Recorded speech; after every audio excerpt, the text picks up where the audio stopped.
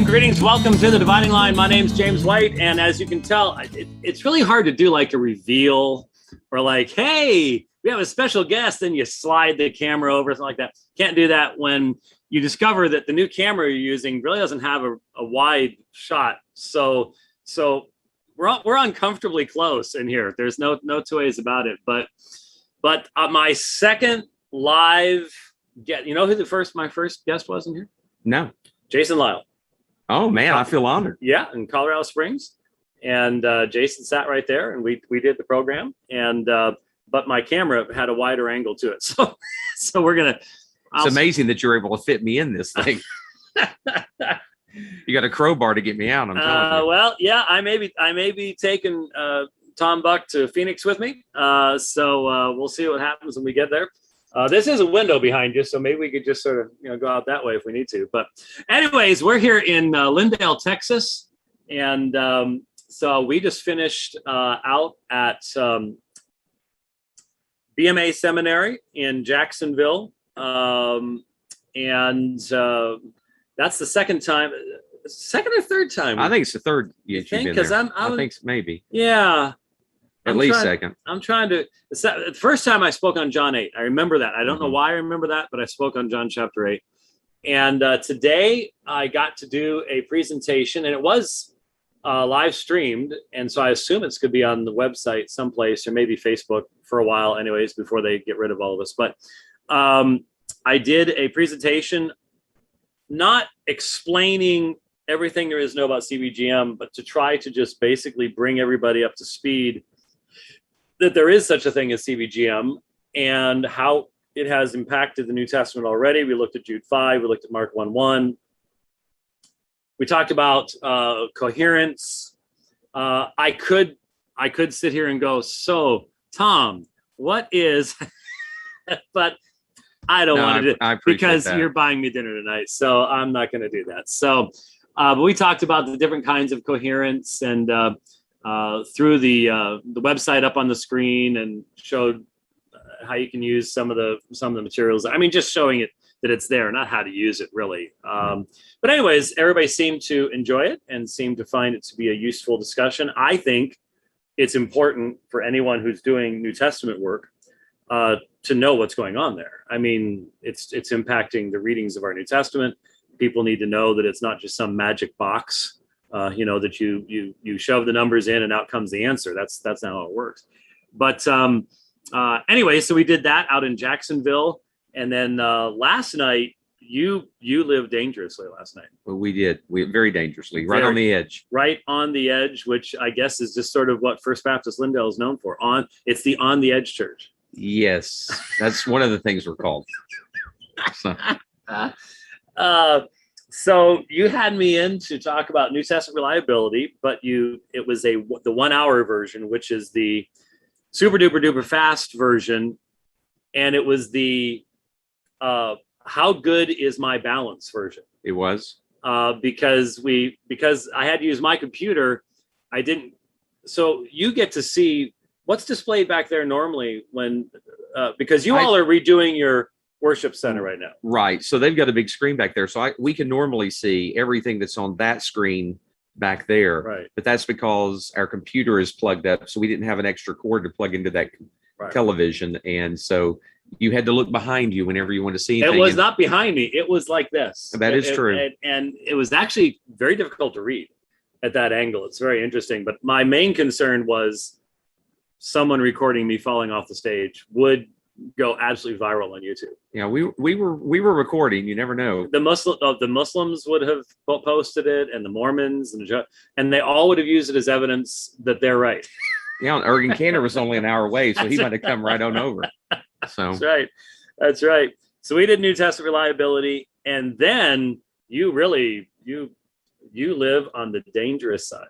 The dangerous side.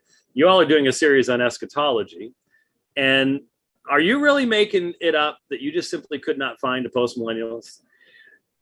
Well, we didn't look. We didn't try real hard. That's right. There you go, folks. And then when we didn't have anybody on staff that was post-mill, so I said, James will be here. We weren't even going to cover post-mill. We thought we'll just. Oh, sure. Yeah. We weren't. But I thought, well, we'll at least allow James to present the view that he's held for a couple of weeks. That's right. And well, it's actually, it was February. I know so it's been a little longer than that. Yeah. But I think it's good for our folks to think through it. Some of our folks, I've heard a couple of people say that, they think that's confusing. But I think, there are good, godly people, sound, doctrinally sound folks that hold different views, whether it be all-mill, post-mill, pre-mill. And I think if you can't hold your own view against someone else's view, then your view really wasn't that strong to begin with. Well, yeah, and you could end up going other directions if you don't understand how your view interacts with the other views. Yeah, I think the most fascinating thing that you said last night that I never really knew, and I'm sure I studied post-millennialism when I was at DTS. It was probably part of the 666 training that we received. But it was when you talked about pre-mill and post-mill are different from all-mill, and that they're similar to each other regarding how they perceive and understand the millennium, but differ from one another on the timing. And the amills and the post-mill, because amillennialism is a subspecies of post-millennialism, because they're saying that the coming of Christ comes after the millennium, but they view the millennium as a completely different thing. It's a spiritualized thing. So yeah, it is interesting, and that does cause a lot of confusion for folks. So I thought that was really helpful, because I had always had I still obviously don't hold to post-millennialism, but I had always had. Did you have to say obviously? Did I have to say obviously? Yeah. Did you have to say obviously? Well, I didn't have to say that, but I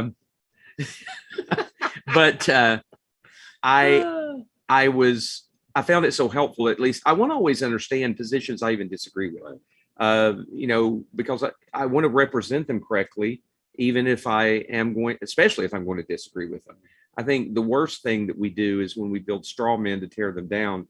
That doesn't help anybody. So I hope that our people were ministered to by it, and we have a couple of people in our church that are post-millennial.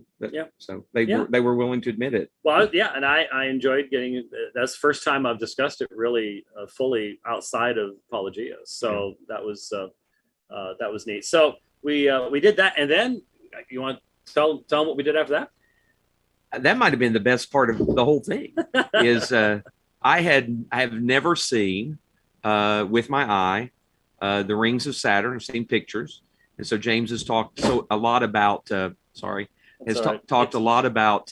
It's the plug for the computer, so hopefully the battery will last. His love for astronomy, and so he had a telescope with him and asked me if I wanted to come out and see it, and I said absolutely. We came out. It was a perfect night for it. Nice clear night. Yep. And it was really neat. Got to see Jupiter with, I think, 4 of the moons I got to see. And then you could see one ring at least clear around Saturn. It really was exciting to see that. So. And yet, I've told all sorts of people this. We can see pictures. I could bring pictures up here on this screen from up close and personal. I've got beautiful pictures. I've actually got a picture at home on the wall of Saturn and one of its moons, and beautiful stuff. But I didn't take that picture, and I didn't actually see it. Right. And when you're looking through a telescope and you see it for yourself, and you have to use your eyes to focus it, it's just completely different. Yeah, I was in Florida a couple of weeks ago and took a picture of the sunset on the ocean, and you never can capture with the camera. No. Which again is just the amazing creation of God, of what he has done, that you can never quite capture what the eye can see. And that's especially the truth, because I wasn't, the unit that I have with me, the little telescope I have with me, it's only 4.5 inches.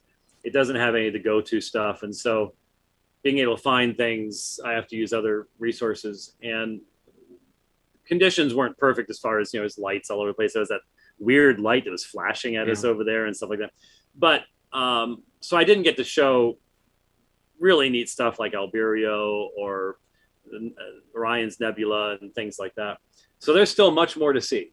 There really, really is. So sometime, like I said last night, I'll have to bring along one of my real scopes my 8-inch Meade or my 10-inch Orion and do a star show for the church. I would love that. I think we would have a great crowd come. It might even be bigger than the crowd we had last night on the Bible.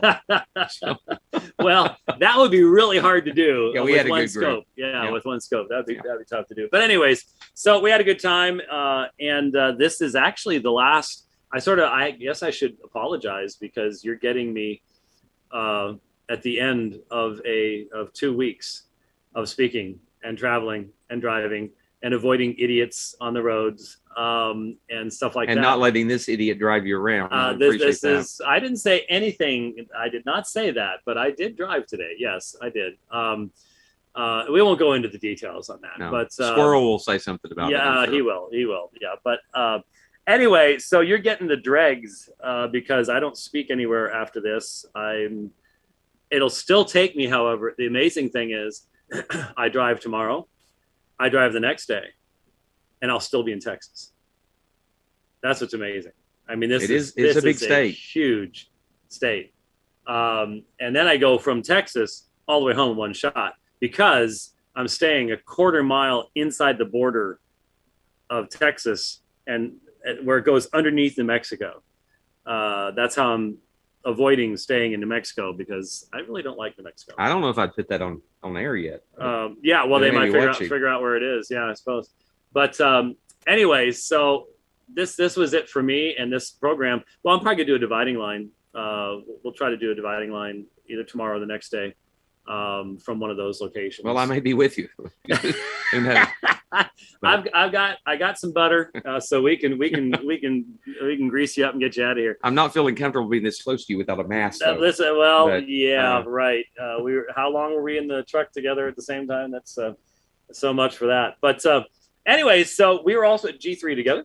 We were, and not like we saw each other much. Yeah, it was very odd. We usually see each other at G3 and didn't really at all. Yeah, I was both either busy. Nailed down to that table with all sorts of folks wanting to say hello, or I was recording, or I was speaking, and or driving back and forth because I didn't stay at the location. Right. So that changed the context of everything. But that was a big group.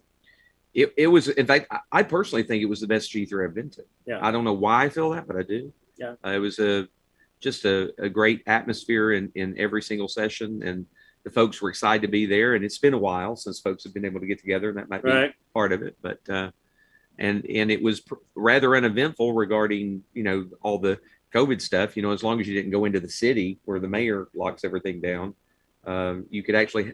It seemed quite normal. Got kicked out of CNN. I got kicked out of the CNN building. Really? Mm-hmm.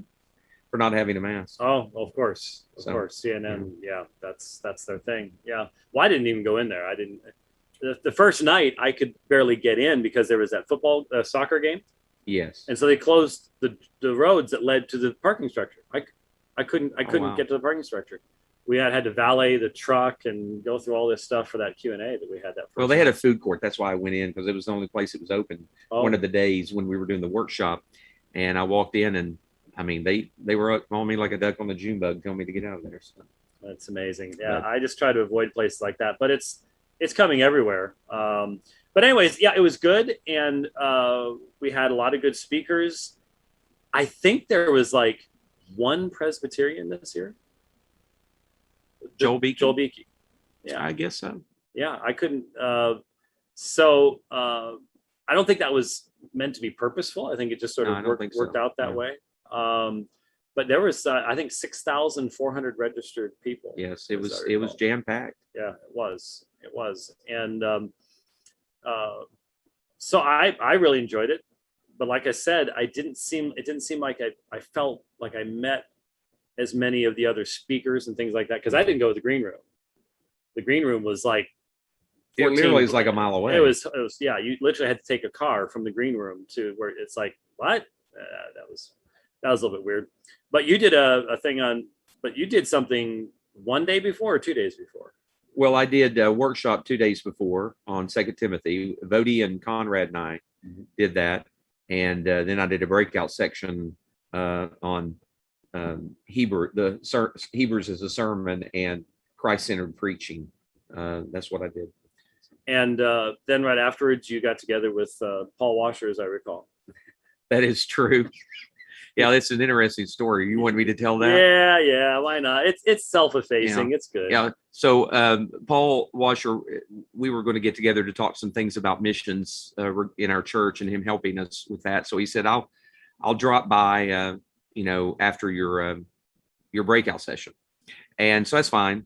At the end of the session, people come up and they're talking to you. And so I had about 10 people in the line. I'm greeting each one of them. And out of my peripheral vision, I noticed there's a large line to the right of me. And so in my mind, I'm like, well, I'll finish with these folks and then I'll turn over and talk to the other folks.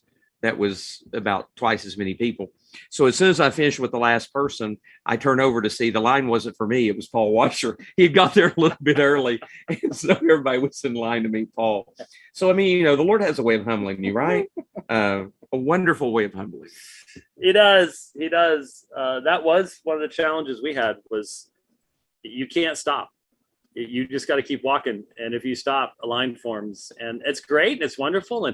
And I can't tell you how many people talk to us about, conversions and people coming to Christ and being delivered out of Roman Catholicism and Islam and oneness Pentecostalism and everything else. And it's exciting to get a chance to talk to those folks. But it's difficult to get from point A to point B. It really was. And of course, I got interrupted again. That's true. You did. I am now starting. I just wonder what it's going to be next year. Yeah, I'm not sure. I don't understand. Though this year, we were trying to help a little kid get found. That's fine. But the creepy sound man that came up behind me and started playing with my belt while I was speaking. Yeah, no, that's not how you're supposed to do things. So anyway, I think it's a plot against you, is what it is. I'm starting to wonder. Yeah. I think Josh Bice might have it out for me. I'm not sure. Josh has one of these things. Oh, he does. I didn't know that. Oh, that's how he's going to be decompressing. You and Josh and Jesus. Yeah. We Tom took a picture of me when I pulled up. We ate at a Mexican restaurant last night, and so I pulled up, and the first thing he sees is my truck is a Texas edition, which I was quite proud of. You were very impressed that I was driving a Texas edition truck, so you took a picture.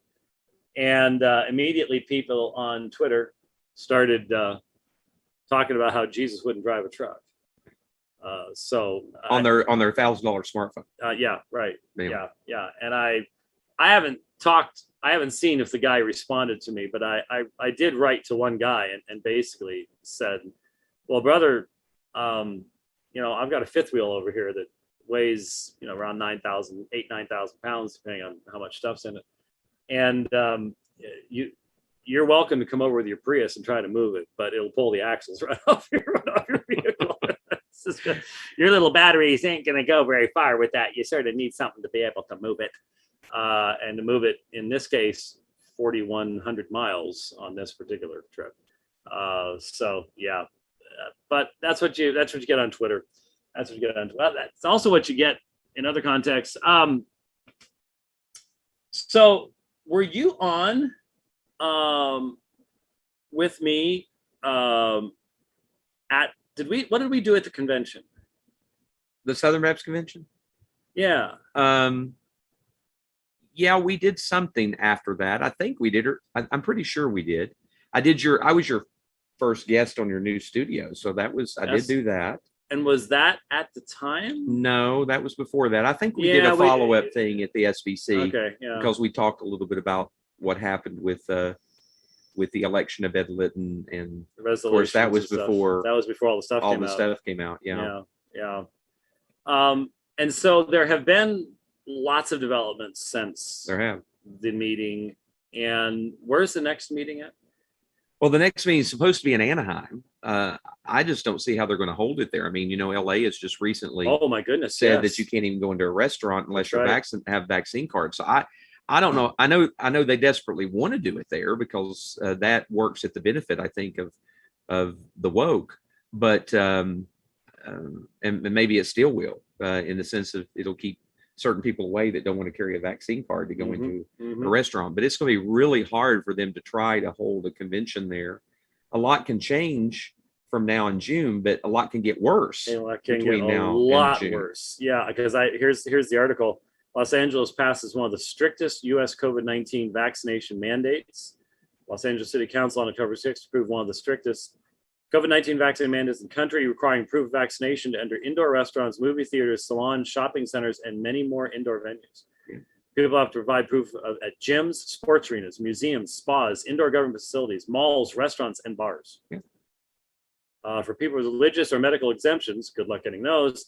Negative COVID-19 tests within 72 hours of entry will be required, according to the ordinance, which doesn't make mention of natural immunity offered by a previous COVID-19 infection. So what we know is 13 to 27 times more effective is that you got it and you've recovered from it.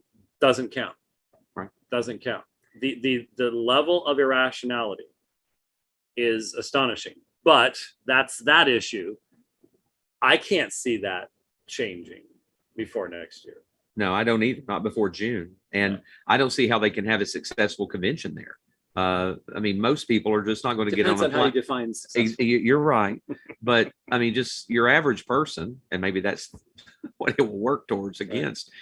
It's just not going to buy a plane ticket and fly out there to not be able to eat anywhere, Right. or whatever it may be. And, you know, there are many, many people that are vaccinated, but there are many, many people that are just not going to. They've had it already and they don't feel the need to.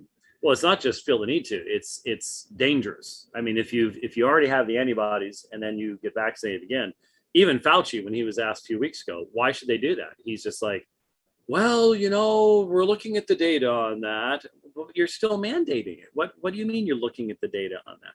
People recognize that this is no longer has anything to do with a virus, has nothing to do with health. Oops, we shouldn't have said any of that. We'll get kicked off. Yeah, it's probably done. It's probably getting kicked off right now. So yeah, I had heard that Anaheim was coming up. Now but this one is an in-between year. It is, but it's a very odd in-between year in this sense. The question is, normally the president, the sitting president, if he's only had one term, which is true of Lytton, runs uncontested. He still has to be elected. So okay. Yeah, he doesn't just get a 2-year term.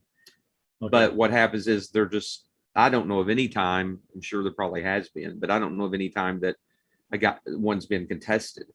So the question is, will he run again? If he does run again, will he be contested? And then what will that look like? So it's not just a slam dunk in one sense, but it should be a shoe-in, if you will, under normal circumstances, but we're not under normal circumstances. No, we saw at the last one that if you control the committees that determine the form of the resolutions and the presentation of the resolutions, and then there's that one white-haired guy that I've seen for years now up there telling the president, the parliamentarian, what to do. And well, not only that, but which microphone to go to. And I mean, this guy's running the show. Yeah, Barry's a pretty good guy, most people think. In fact, the folks that are more woke don't really like Barry. Really? In fact, they say that they're hoping he doesn't come back. But most people view Barry as very even-handed. Now, at the same time, he is directing, which mic, but I think he's told by somebody else. I'm not totally sure about that. And then he tells them. But I've always found Barry to be pretty even-handed. But it just didn't seem like you could really expect a full-throated discussion in that context. No, that's part of the problem. It is a well-oiled machine. It is a very planned out, show. I'll put that in quotes.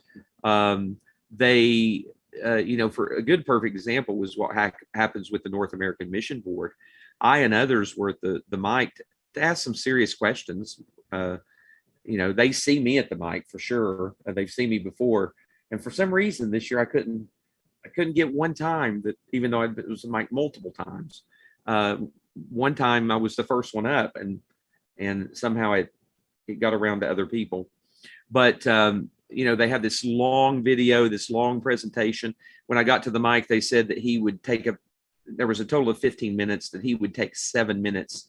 He ended up taking like 13 minutes, and then a question from a guy across the room. And then when it came time for me, well, we're done. It really is sad. There's not a way to really have good interaction. And what they're doing is they're pumping themselves up. Feel good about the NAM, feel good about IMB, feel good about all these things. Look at all we're doing. And I'm sure some of it is true and wonderful, should be celebrated. But you can't conduct real business. You just can't. You can't challenge things. That's what is the place for challenging what's going on in what seems to be the deep state of the Southern Baptist Convention that put someone like Russell Moore in the position he was in. There are actually some people who have suggested that Russell Moore was a political operative. Yeah, there was a guy that did that one time. Wasn't it? But it wasn't a Southern Baptist thing. It was at no, it was at a pre G3 thing that event happened, and nobody was willing to call out names with this one guy, and he addressed it, and been proven to be true. Very, very true. Very well. If you had known if anybody paid attention to his history, his background, it was pretty obvious. But then what he had been doing, and now it seems. I had some interaction with this guy. Maybe you remember his name. He was like one of the chief ethicists for the ERLC. And then he, like the week after the election, goes to work for Ed Litton. Yeah. If that's not the deep state sending its operatives over to operate things and to continue controlling things, what else could it possibly be? Now, I was told multiple times that just be patient. Ed is going to fully repent and is going to do a complete mea culpa. And I mean, I was told this for a long, long time. Just, put your jets on idle. Yep, jets on idle. Put your powder away. Yep. Just hold on. And, I did for a long time. Most people don't realize that I said very little early on about this issue with Ed Litton. You were busy talking about Kamala Harris. Exactly. Well, that was back in February, early before that. But thank you for bringing that up. So I've got a paper cut you can pour lemon juice into when you want to later. I try to keep you humble, brother. But I was holding off a lot because I kept being told he was going to, and I had hope for that. I really did. I prayed that he would do that. Early on, people were immediately piling on and mocking him and all of those things early into it. And I even said publicly, that's not really a helpful way to bring someone to repentance early on in that. And so, rather than the memes, let's speak truth, call it out. But now he's really made himself a laughing stock, so much so that Carl Trueman even said that, if Carl Trueman is saying, I think he's the last person to be bombastic on Twitter. Right. And if he is coming out and saying that Ed Litton has made himself a laughing stock, what a black eye on the Southern Baptist Convention. And I think it makes a laughing stock of every single entity head who has not spoken out and called for either spoken out against what he did or called for his resignation. So you only have Jason Keith Allen, who is he was the first to come out and publicly address the plagiarism. And then Al Mohler, when asked in chapel about it, gave a straightforward answer as far as the plagiarism goes. And then a group of elders from, I think it's Kinswood Baptist Church up in Kentucky, where two Southern Baptist Theological Seminary professors, Denny Burke and Jim Hamilton, are elders, and they released a letter a couple of weeks ago calling for Ed Litton's resignation. So the only seminary, anybody connected to the seminary that has called for his resignation are both from Southern Seminary. Everybody else has been silent. Of course, Southwestern had him in and propped him up. That was. It's one thing to be silent. It's another thing to actually provide some kind of what was that? Here, make an excuse and we won't challenge you on it type of a situation. That was amazing. When it happened, I told someone when it was occurring, I said, I believe what's happening here is they're using Southwestern Chapel as a clearinghouse for him. Give him the platform, let him, defend it. They didn't do anything of contradicting what he said, but allowed him to just get up and give a full-throated excuse. I wouldn't even say a defense. He just right out said it's not plagiarism, and that they were doing that so that he could then feel free to roam around and preach at all the other seminaries. And interestingly enough, I was right about that too, because as soon as that happened, he was there. 4 of the seminaries, the only 2 that have not scheduled him to speak in chapel this fall or spring, are Southern and Midwestern. So all the others are having him in. So Gateway, New Orleans, Southwestern will have him back to preach, and Southeastern. Gateway, yeah. I once taught there. I have heard of that. Yeah. It wasn't called Gateway back then, but anyway. Yeah. So the future of the convention seems rather murky these days, as far as how there can be it just doesn't seem that the situation parallels what happened back in the 80s. No, in fact, I'm more uncertain about the SBC, or maybe on the other side, more certain that it's not going to go well today than I was a year ago. Yeah.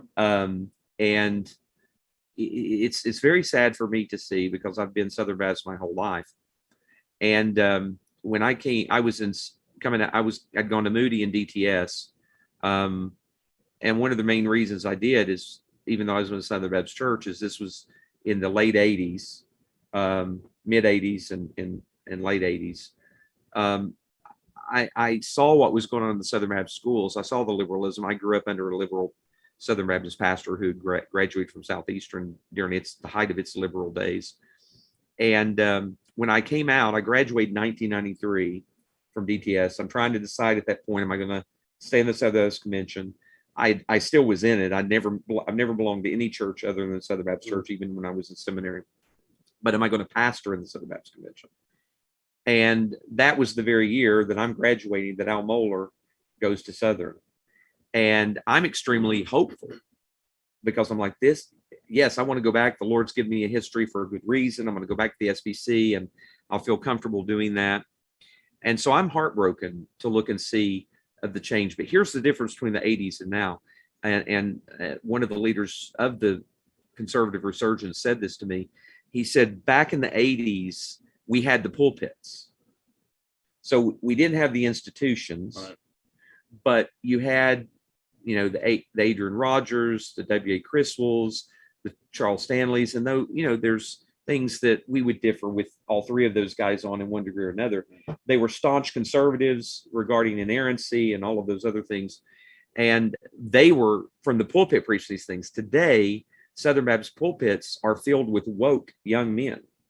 And so we not only have issues in the academy, we have issues in the pulpits. And so it's very different. Yeah.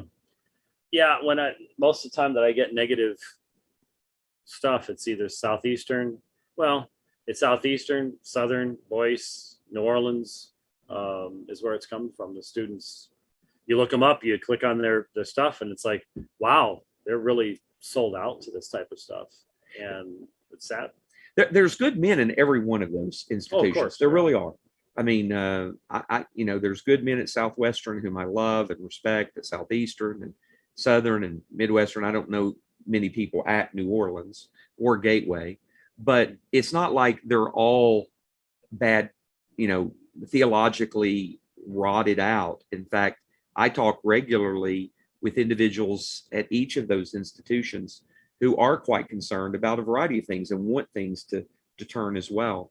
But it's a machine, and that machine will run you over very, very quickly. They've wanted to run me over. They've tried to do that, some of the people.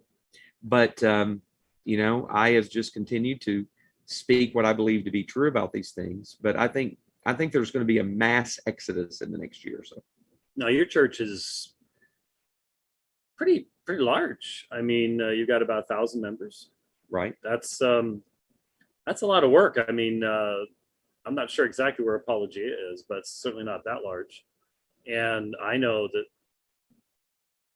the three elders that are on staff, I'm the only elder that's not a paid staff person.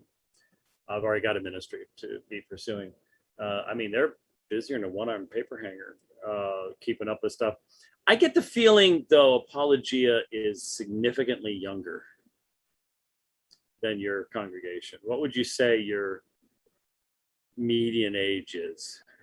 Well, we have a lot of young folks, but I would say that our median age of those who are able to, faithfully attend, probably is about 40 years old, but I'm sure yours is much younger than that. Well, we just, I mean, the births per week sometimes is amazing. I mean, we just got kids all over the place. And it is, for Kelly and I, it's been really interesting because, well, I should be very careful I put this. I am one of the older people in the congregation. I said that. And so there's an energy that comes from that because so many other people are so much younger than you are. But also then it's the reverse is you have a maturity to offer for the young people. And, every congregation is different. And we're out there in Arizona where, and I was in Cajun country before I came here. And it was mentioned to me, so many of these people have deep roots here going way back. And I'm not sure if Texas, because of all the influx of outsiders, is changing, but there is up in places like Prescott, Payson, you might have cultural Arizonans, but Phoenix, nobody there knows their neighbors. Nobody's from there. I mean, my wife is, but no one's really from there in that sense. And that impacts how the churches think and behave as well. Are they outlooking? Are they looking out beyond where they are? There's a danger, I think, in some contexts, for churches to become very comfortable in let's just stay the way we are. Mm-hmm. I can think of one situation in my life where I knew someone close to me that found themselves pastoring a church and all of a sudden discovered these folks do not want to grow. They do not want to bring new people in. They are perfectly happy the way things are. And that leads to death eventually, right. Obviously. But, you're in fairly rural Texas. I mean, it's not the outback someplace. Right. I mean, Tyler's a fairly decent sized city we just drove through.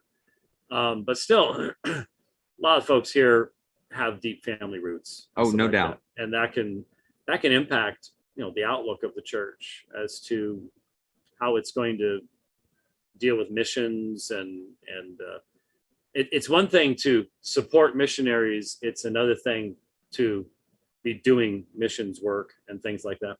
And every church is different. You can't, I'm not into the cookie cutter stuff. If you're at Apologia, you can't be in the cookie cutter stuff because we're pretty unique along those lines. But I think it's one of the hard things about having conventions and things like that is that you have so many different kinds of churches. I mean, we met the young fellow. Do you remember? Sorry, it's the end of a long trip. But the young fellow from New York City that's in the SBC. Yeah, right. That made the big splash. If you want a church that isn't woke and, right. So on and so forth. And all the people are, I just can't believe that people like this exist. And that was best advertising that's ever been done for them. Right. But there's an example of that's in New York City. You've got to be very different than in northern Louisiana. Right. You can't just do a cookie cutter type thing. So how do you try to keep your people from getting accustomed to just coming on Sundays and just doing the same old thing? Well, we are extremely blessed. I really mean that.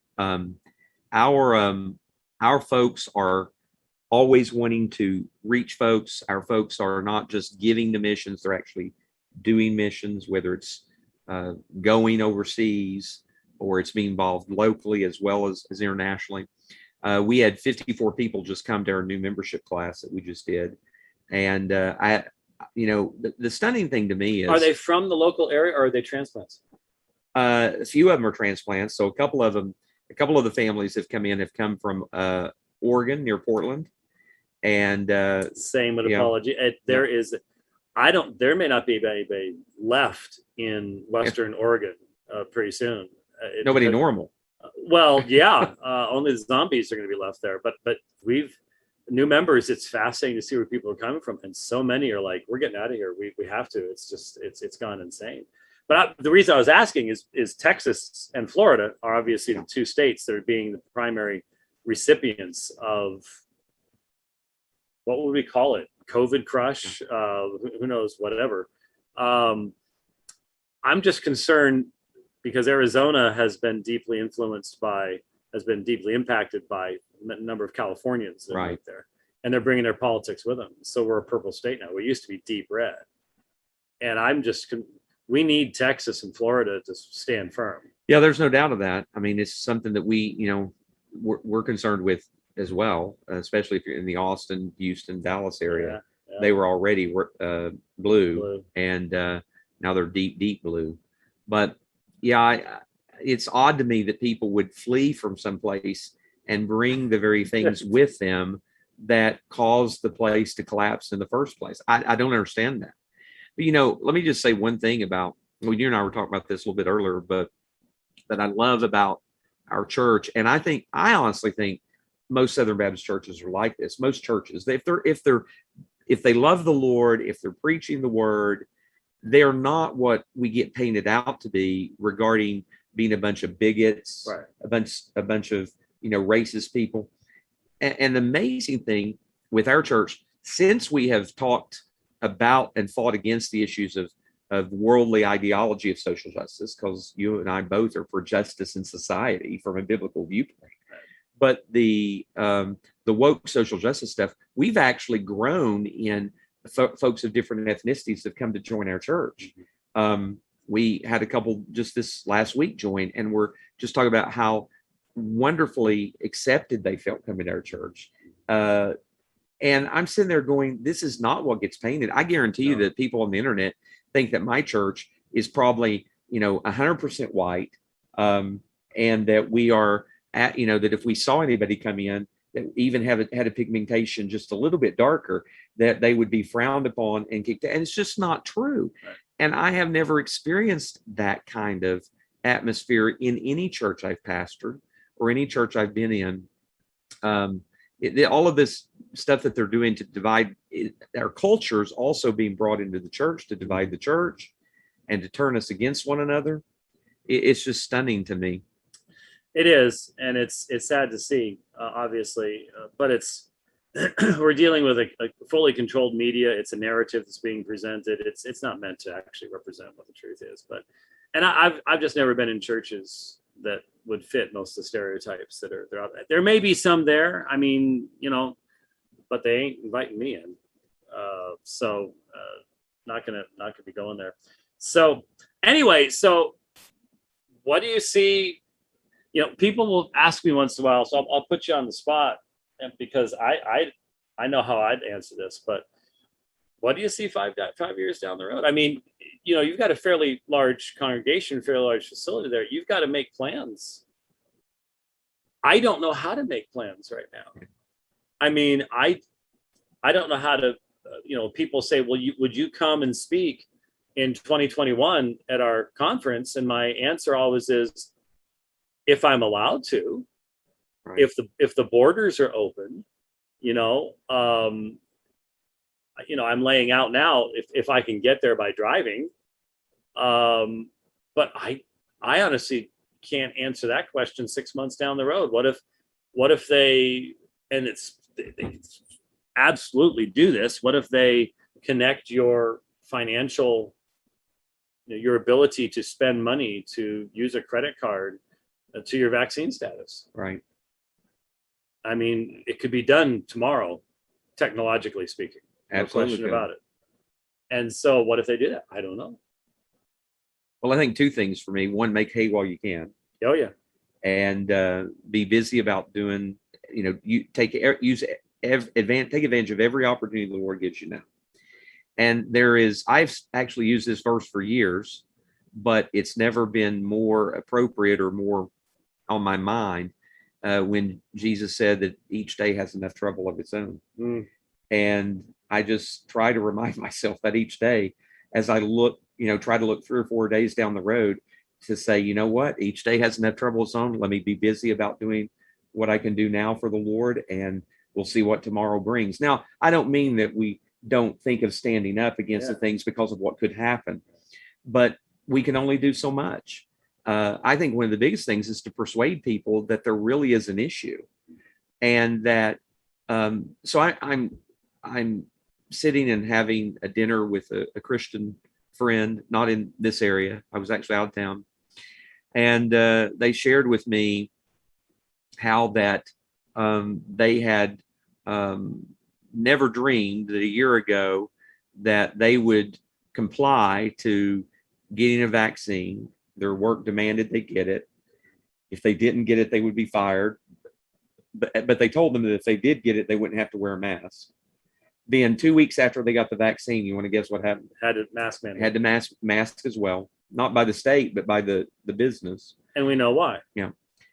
And in the conversation, one of the things that was said is, I just want to be able to, enjoy my grandchildren. So basically, people are complying because they're like, okay, you promised me I can be free if I comply. So I'm willing to give up more and more freedom to be free. It's uncanny. It's amazing. Highly effective. Yeah, it really is. Yep. So they're saying to you, hey, we'll let you be free if you will give up your freedom in this area. You give up your freedom in that area, and then they take away a little more freedom. We're not making this stuff up. It's happening. And people just, I don't understand the mindset where people just continue. I saw this, they continue to trust. They continue to believe what these people are saying, even though they have the worst track record on the planet. I mean, Fauci, you literally have people worshiping this guy. Right. Tucker Carlson did a bobbleheads, bobbleheads, signs in yards. Thank God for Dr. Fauci and all the rest of this type of stuff. And yet, February 2020, leaked emails. Someone writes to him and says, "So you think I should wear a mask?" And he's like, "They're worthless. They don't do anything, And then even before, in 2019, video comes out of, if there is a pandemic in the future, should we immediately put masks on? I say, hey, you don't want to look like you're paranoid, and people make excuses that, well, the science hasn't changed. The science has actually confirmed all of that. He was right when he told that person, don't worry about the drugstore mask. I ain't gonna do you any good. He was right about that. And now it's like second year, well, we might not be able to gather for Christmas. He was either an incompetent buffoon back when he told us that you shouldn't wear masks, don't need to worry about or masks. He is now. Or he is, well, I'm not sure he's a buffoon. I think he's he knows Palpatine exactly maybe, but he's not a buffoon. Yeah, that's true. Palpatine, yes. Did you see the Palpatine, Fauci? I think similar families, similar family names. Yeah. Did you see the prayer candles with his picture on? Yes. That was interesting. That's scary. There's a certain amount of self-worship to have those on your own. I'm sure he would say that someone had them sent to him and everything else, but you still have it in your office. Oh, they go in the trash can with me when they use. I mean, time. Yeah. It's just a very, very, very odd. Yeah, but something has definitely happened, and I personally trace it back to secularism. Secularism is a dehumanizing worldview. It's a demasculating worldview and a defeminizing worldview. And so it just seems to me that I see so many people that once you embrace the secular mindset, there's nothing after this life. So it's easy to frighten people. Right. Because the only thing they've got is this life. There's nothing more important than that. There's nothing that goes beyond that. And so I don't even know how you get people to do military stuff these days, because why would you ever volunteer? It's an all volunteer force. Why would you even do that from a secular perspective? I always think back to the pictures that we have, and then of course the movies that we've made from D-Day, and sitting in those landing craft, and they were sitting ducks out there. A lot of those landing crafts, the German 88s just zeroed right in on them and just blew them out of the water right there. There's absolutely no survivor. You're just blown to pieces. And then as soon as they dropped that front ramp, there'd be bullets just all around you. How anyone survived that day, I really don't have any idea. But what motivated so many of those people was, I'm doing this for others.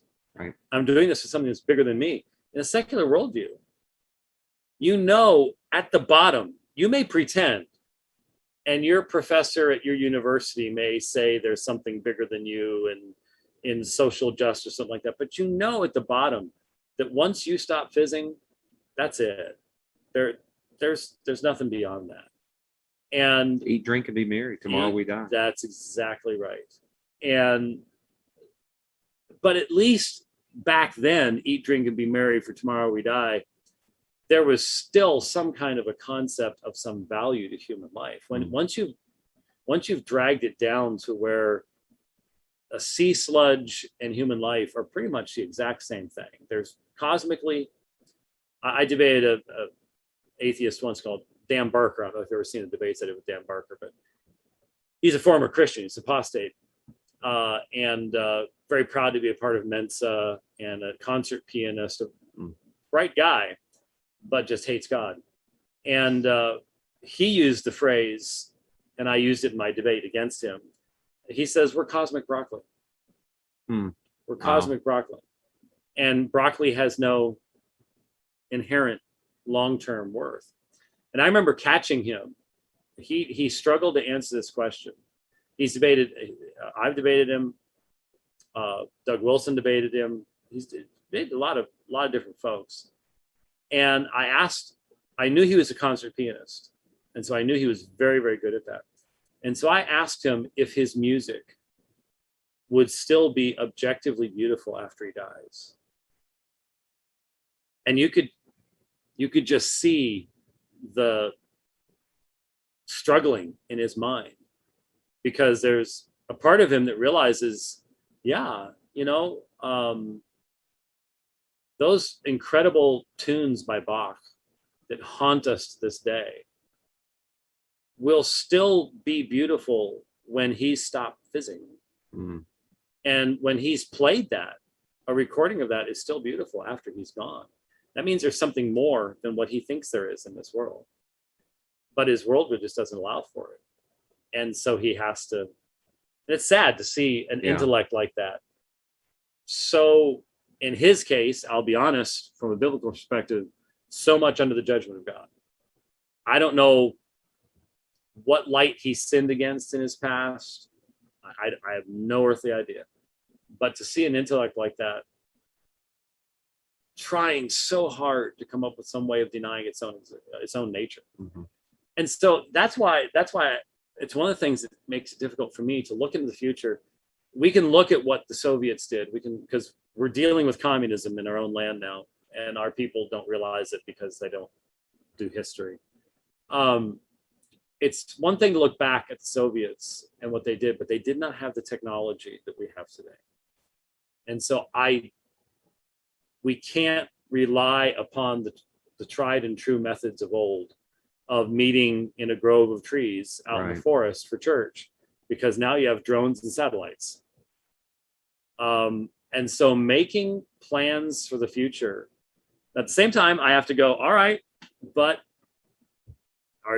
you of little faith, you don't think that the Spirit of God can give wisdom to your people, to the people of God, to know how to handle these things.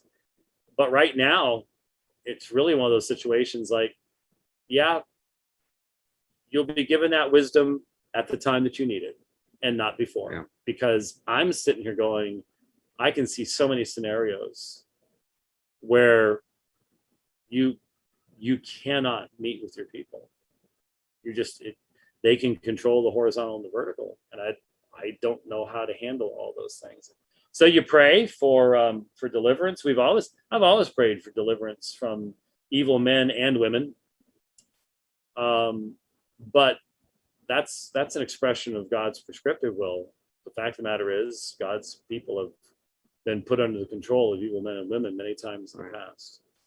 And you see what the left is doing today with abortion. Oh my goodness, the culture of death. I will admit one thing. I have a much clearer understanding of the connectedness, for example, between the LGBTQ movement and Planned Parenthood that I've ever had before. And the fact that that is all a function of the culture of death, that they are twins. Yeah.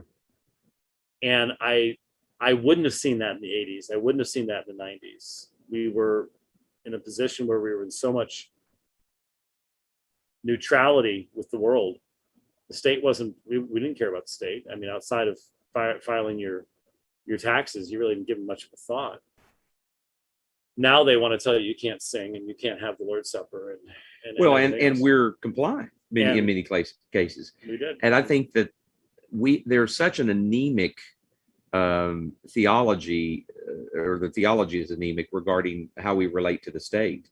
We're going to have to help our people understand those things. So let's just look at, Canada is a perfect example. I have multiple pastors that I know in Canada who are not standing with guys like James Coates and others that are defying tyranny there, and are not standing using Romans 13 and 1 Peter 3 as a rationale for why they cannot do that. That those passages mean to just absolutely completely follow along with the authority. We understand spheres of authority when it comes to husbands in the home. I mean, these same pastors, you're supposed to, and they do. I know these pastors, some of them personally enough, that if a wife came in and said, "My husband is telling me this, and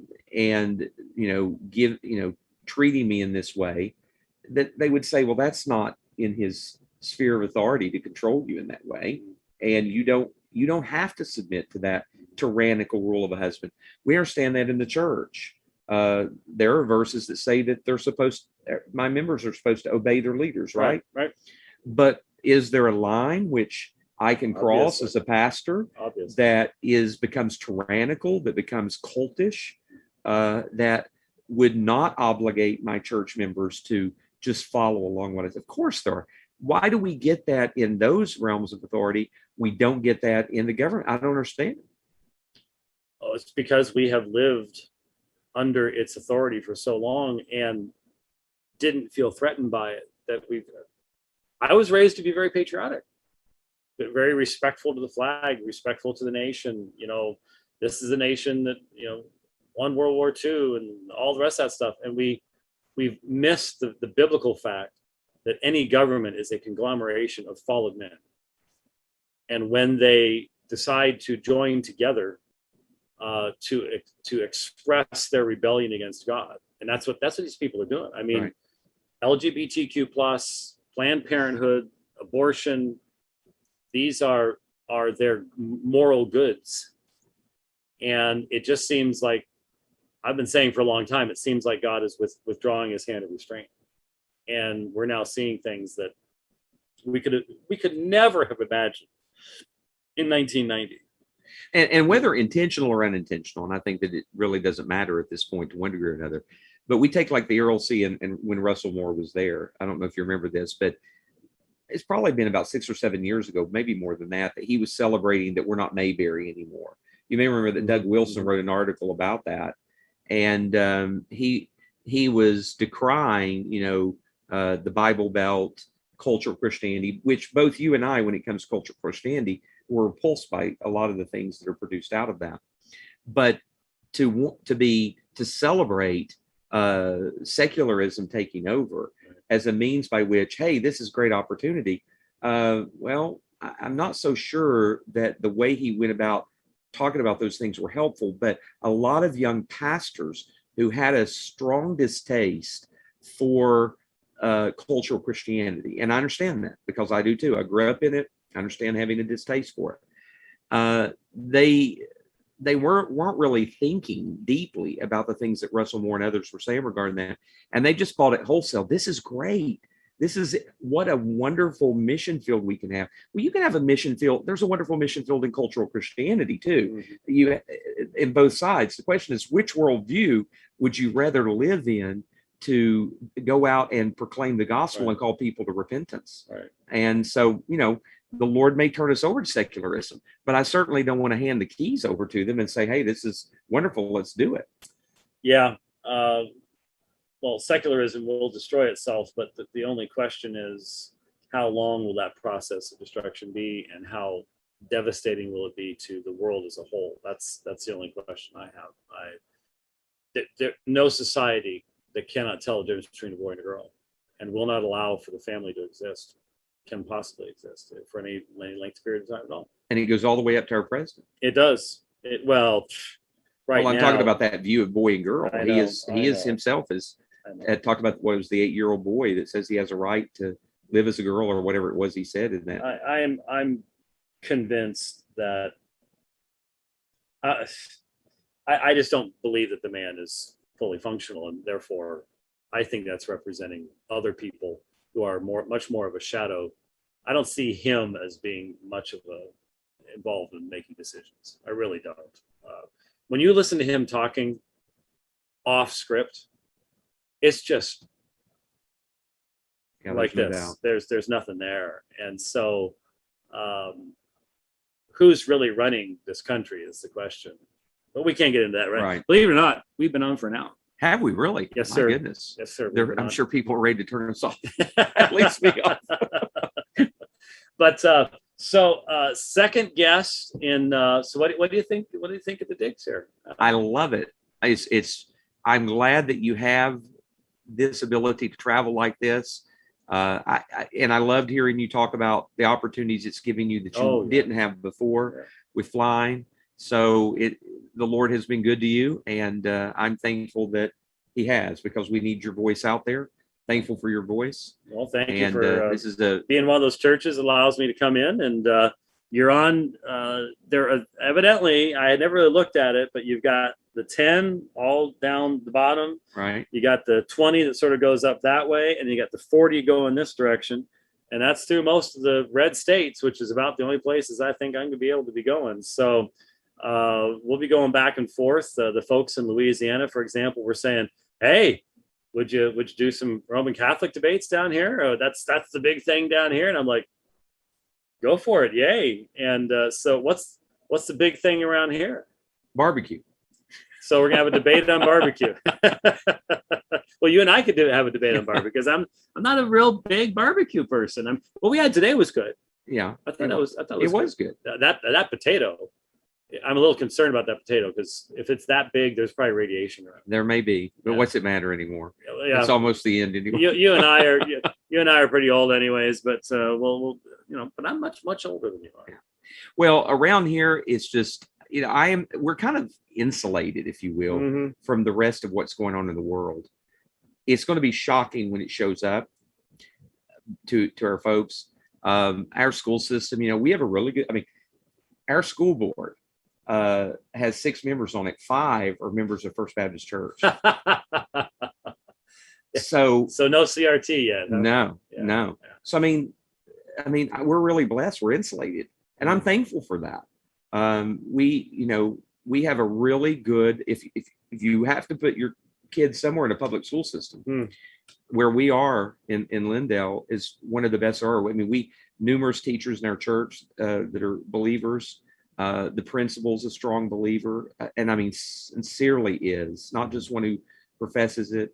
Our superintendent's the same way. I won't even. Whoever those people are may be watching out there that want to shut down, any type of godliness in schools. So I'm not going to mention things, but